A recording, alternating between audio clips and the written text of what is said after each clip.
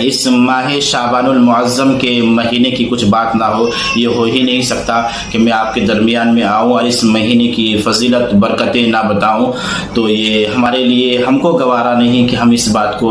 درکنار کر دیں۔ میں آپ کے درمیان میں یہ رجب شہر اللہ و شعبان شہری و رمضان شہر امتی، رجب جو ہے اللہ کا مہینہ ہے اور شعبان المعظم کا مہینہ یہ میرے آقا کا مہینہ ہے، اور جو ماہ رمضان المبارک کا جو مہینہ عنقریب آنے والا ہے وہ مہینہ امتیوں کا مہینہ ہے۔ سبحان اللہ۔ تو اس سے ہمیں یہ معلوم چلا کہ رجب کا مہینہ تو ہم لوگوں نے گوا دیا اور ہماری نظروں سے وہ سمجھ لیجئے وہ مہینہ گزر چکا۔ اب جو میرے سامنے سے گزر رہا ہے وہ مہینہ ماہ شعبان المعظم کا مہینہ ہے کہ محبوب جناب محمد رسول اللہ صلی اللہ علیہ وسلم ارشاد فرماتے ہیں کہ اس مہینے کی فضیلت اتنی ہے کہ اس مہینے میں اگر کوئی روزہ رکھے، اس مہینے میں اگر کوئی روزہ رکھے تو اللہ تبارک و تعالیٰ اس کے گناہوں کو معاف کر دیتا ہے۔ کہ سبحان اللہ، اللہ تبارک و تعالیٰ اس کے گناہوں کو معاف کر دیتا ہے۔ اور اس مہینے کی برکت میں آپ کو بتا دوں، اس مہینے میں 15ویں شب یعنی شب برات کی فضیلت آپ لوگوں کو معلوم ہے، اور میرے پاس کچھ میسج آئے کہ قاری صاحب یہ بتا دیں کہ کچھ لوگ جو ہیں شب برات کی رات کو عبادت کی بجائے قبرستان جایا کرتے ہیں، وہاں جا کے اگربتی جلایا کرتے ہیں، تو کیا یہ درست ہے؟ اس رات میں عبادت کرنی چاہیے کیا قبرستان میں جا کر چادر پوشی کریں، پھول چڑھائیں، اگربتی جلا دیں؟ تو دیکھ کچھ لوگ کہتے ہیں حضرت شب برات میں رات میں عبادت کرنی چاہیے، نوافل نماز ادا کرنی چاہیے، طریقے کیا ہیں؟ تو طریقہ میں بتا دیتا ہوں کہ دن میں آپ روزہ رکھیں۔ اگر کل شب برات ہے تو آج رات کو سحری کر لیں، اور سحری کرنے کے بعد آج رات کو سحری کریں اور صبح کو روزہ رکھیں، اور روزہ رکھنے کے بعد افطار کرنے کے بعد جو 15ویں شب یعنی شب برات کی شب کو اللہ تبارک و تعالیٰ کی بارگاہ میں اپنے سر کو جھکا کر، اپنے سر کو خم کر کے اللہ کی بارگاہ میں جتنا ہو سکے دعا کریں، اپنے لیے دعا کریں، اپنے مرحومین کے لیے دعا کریں، اپنے گناہوں سے توبہ استغفار کریں، اپنے والدین کے لیے دعا کریں، اپنے اولاد کے لیے دعا کریں۔ انشاءاللہ تعالیٰ اس رات کی عبادت اللہ کو بہت زیادہ پسند ہے، اور اس رات اللہ کہتا ہے کہ مانگ بندے تو کیا مانگتا ہے، تو جو مانگے گا میں رب اسے عطا کروں گا۔ اللہ اکبر۔ رب قدیر کہتا بندے تو آج مانگ، آج جو بھی مانگے گا اللہ تجھے دینے کے لیے تیار ہے، اللہ تجھے عطا کرے گا۔ تو یہ باتیں ہیں، مگر کچھ نوجوانوں کا یہ ماحول بنا ہوا ہے کہ کچھ لوگوں نے میرے کو سوال کیا، مجھ سے یہ سوال کیا کہ قاری صاحب یہ بتا دیں کہ یہ نوافل نماز کا متعلق جو معاملہ ہے، تو یہ بھی بات سن لیں کہ جو نوافل نمازیں ہیں، نوافل نماز ان کے لیے ہے جن کے ذمے میں فرض نماز باقی نہیں۔ بہت سارے لوگ غلطیاں کر بیٹھتے ہیں کہ نوافل پہ نوافل ادا کرتے ہیں۔ چلیے ٹھیک ہے، یہ نوافل نماز ہے، یہ اللہ سے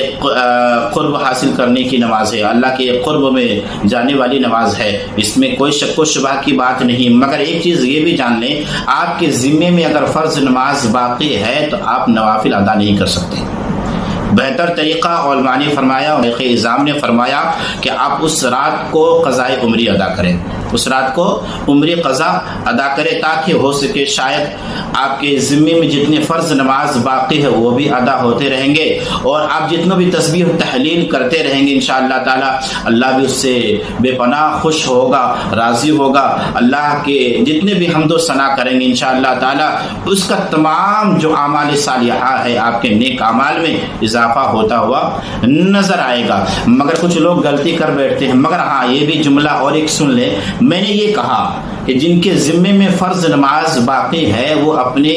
ذمے کو پوری طریقے سے ادا کرے، یعنی شب برات کی رات 15ویں شب کو شعبان المعظم کو 15ویں شعبان المعظم کی شب آپ عمر قضا ادا کریں۔ اگر جن کے ذمے عمر قضا باقی نہیں ہے وہ نوافل ادا کرے، ان کے لیے بہتر ہے۔ جتنی عبادت کرے بہت کم ہے امت کے لیے، بندے جتنے بھی عبادت کرے وہ اپنے لیے کم ہے، اس لیے کہ ان کے گناہ اتنے ہیں جتنے کا کچھ حساب نہیں۔ ہاں تو میرا یہ سوال تھا کہ کچھ لوگوں نے سوال کیا کہ حضرت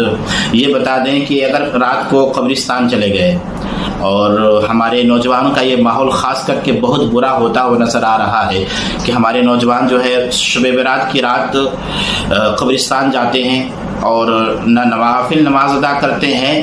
نہ عمر قضا ادا کرتے ہیں، کچھ تھوڑی دیر کے لیے عبادت کرتے ہیں، مسجد میں شور گول کرتے ہیں۔ بہت ساری نوجوان ایسے بھی ہیں ماشاءاللہ کہ پوری رات بھر قرآن پاک کی تلاوت کیا کرتے ہیں، نوافل نماز ادا کرتے ہیں، عمر قضا ادا کرتے ہیں، بہت ساری عبادات وہ کرتے ہیں۔ ان کے لیے میں دعا کرتا ہوں انشاءاللہ کہ اس سال بھی وہ بہتر سے بہتر اللہ تبارک و تعالیٰ کی بارگاہ میں عبادت کرے۔ اور ایک چیز جان لیں، جو اللہ کے بندے یہ سب کام کرتے ہیں کہ اس رات کو بجائے نماز پڑھنے کے آپ شور و غل کرتے ہیں، افراتفری کا ماحول بناتے ہیں، ادھر ادھر گھومتے پھرتے ہیں، تو اپنی زندگی کو برباد کر رہا ہے کل ملا کر۔ ہاں، اور رہی بات اس رات کو وہ قبرستان جاتا ہے، اس رات کو اگر وہ قبرستان جاتا ہے تو قبرستان جانا کوئی گناہ عظیم نہیں ہے، کوئی گناہ نہیں ہے۔ اپنے جا کے اپنے مرحومین کے قبر میں جا کر اپنے مرحومین کے نام پہ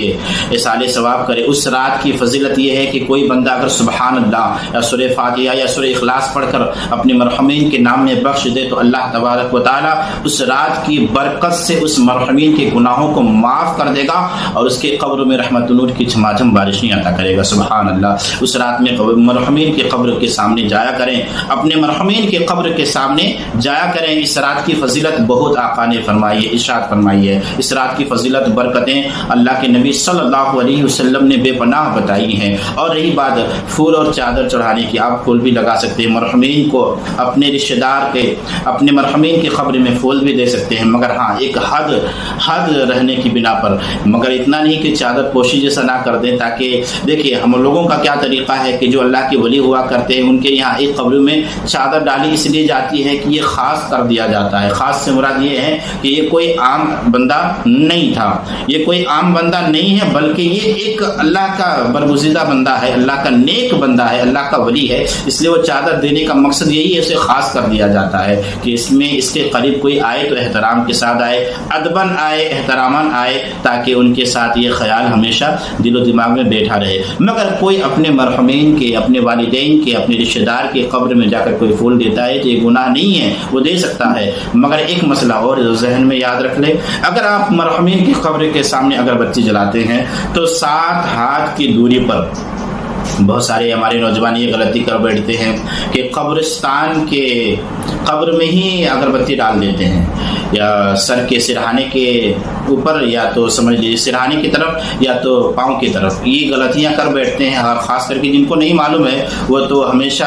اگربتی جلا دے، پورا بنڈل جلا دیتے ہیں اور اس کے اوپر لگا دیتے ہیں۔ تو نہیں، یہ مرحومین کو جو آپ اگر دینا چاہتے ہیں تو دیکھیے یہ منع نہیں ہے، شرعی منع نہیں ہے، مگر کوئی اس طریقے سے کہ لے کہ آگ کو آپ اس کے قبر کے اوپر ڈالیں، یہ غلط ہے، یہ طریقہ غلط ہے۔ علماء کرام فرماتے ہیں اگر آپ اگربتی خوشبو دینا چاہتے ہیں تو خوشبو تو وہاں کی خوشبو اور یہاں کی خوشبو میں آسمان و زمین کا فاصلہ ہے۔ اگر آپ دنیاوی خوشبو مرحومین کے سامنے کیا دے سکتے، کچھ بھی نہیں دے سکتے۔ جنت کی خوشبو کے آگے سمجھ لیجیے دنیاوی خوشبو کی مجال کیا کہ اس کے سامنے کچھ کر سکے۔ جنت کی خوشبو کے آگے دنیاوی خوشبو کیا کر سکتی، کچھ بھی نہیں، رائے کے برابر بھی کچھ نہیں۔ مگر ہاں دستوراً جو لوگ کرتے ہیں کہ